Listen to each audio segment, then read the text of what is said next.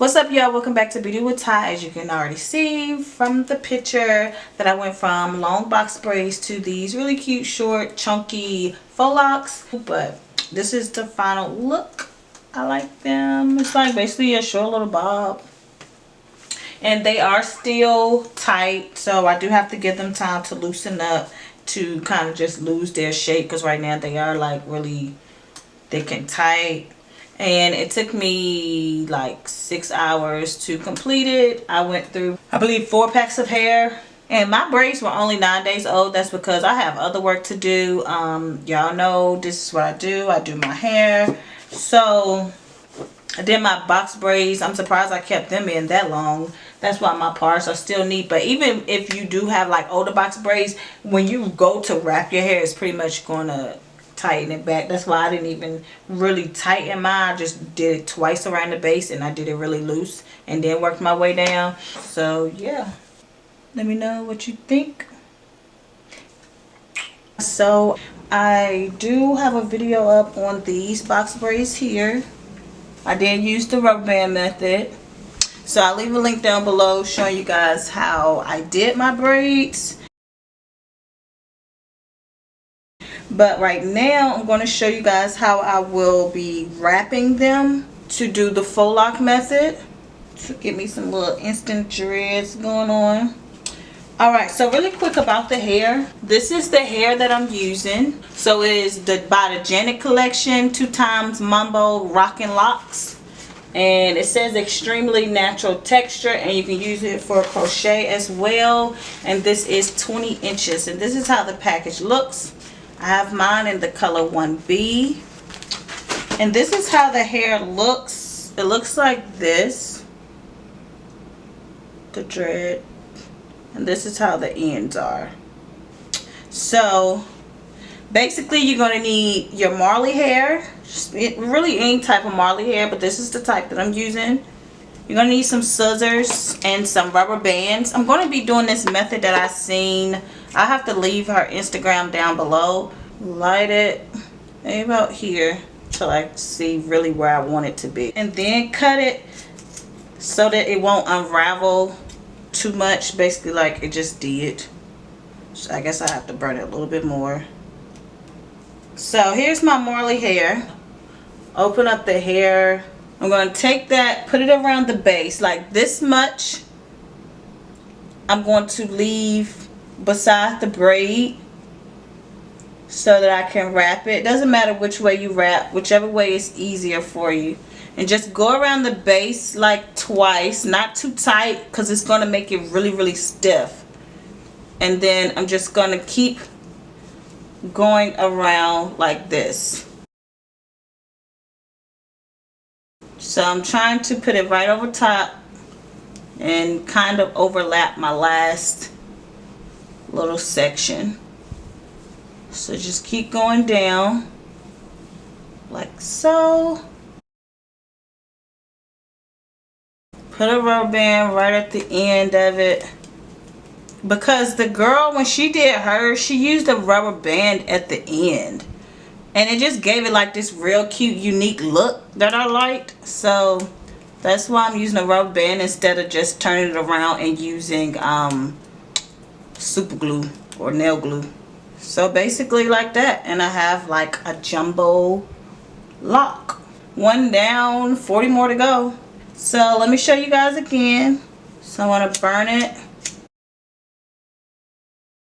And if your hair isn't short, then you probably would just have to, I'm gonna leave her link down below because her hair is actually long. That's why she folds it over with a rubber band. But my hair is short, so I don't have that issue. Open the hair up. I'm going to actually open it up a lot more than what I did. Okay, so again, in my hand, wrap around the base, then keep going.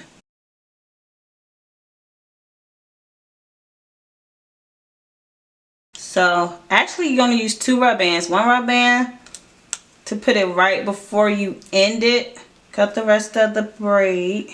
And then I'll take the leftover hair and pull it up to seal the end, so to actually look like a lock. Add my rubber band, and then just cut off this extra hair. Showing y'all the ones in the back, they're gonna need like 2 pieces of hair, but some of them just might need a piece and a half. So I do a whole piece and then I go back with a half a piece, and that's what I did for this one. And then put a rubber band right at the end, and I still want to keep it in the bob shape.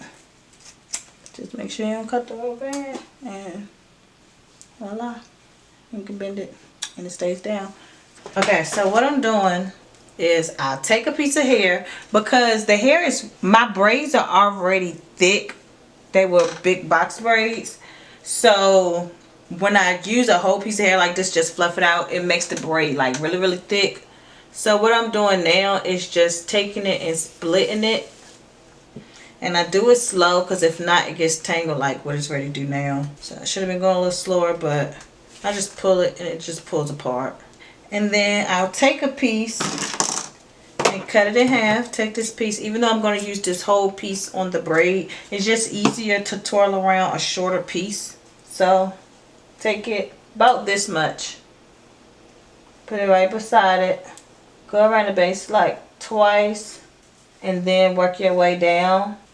And when I split the hair in half, it's like I have a less amount of coverage versus if I was to do the hair thick. But I don't want the braids looking jumbo like all of them.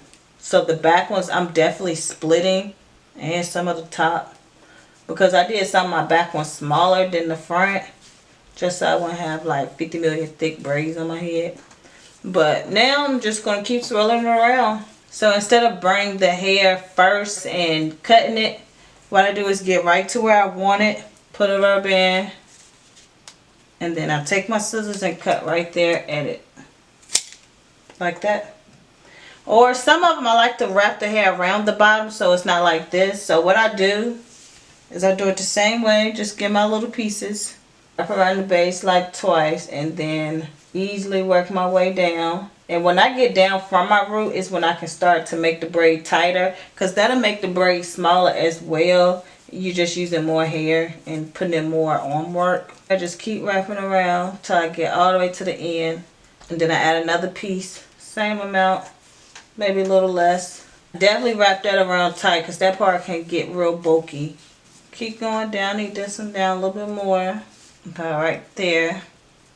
I twist it up a little when it's extra like this. But really, I just want to burn this part so I can show y'all what I'm talking about.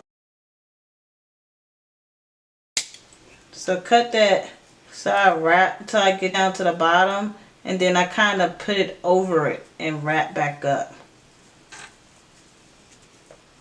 So that looks like that. And that's how I did most of them, because I burnt the piece first, but then I got lazy. So now you know either way. You can burn it first so you can get like this kind of end, like a more realistic end than the other way. But the other way is a clean cut too. And if needed, I'll add another rubber band.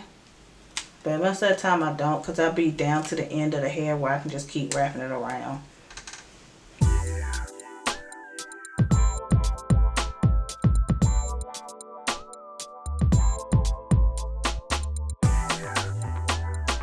Alright y'all, so I like it pulled over to one side like that.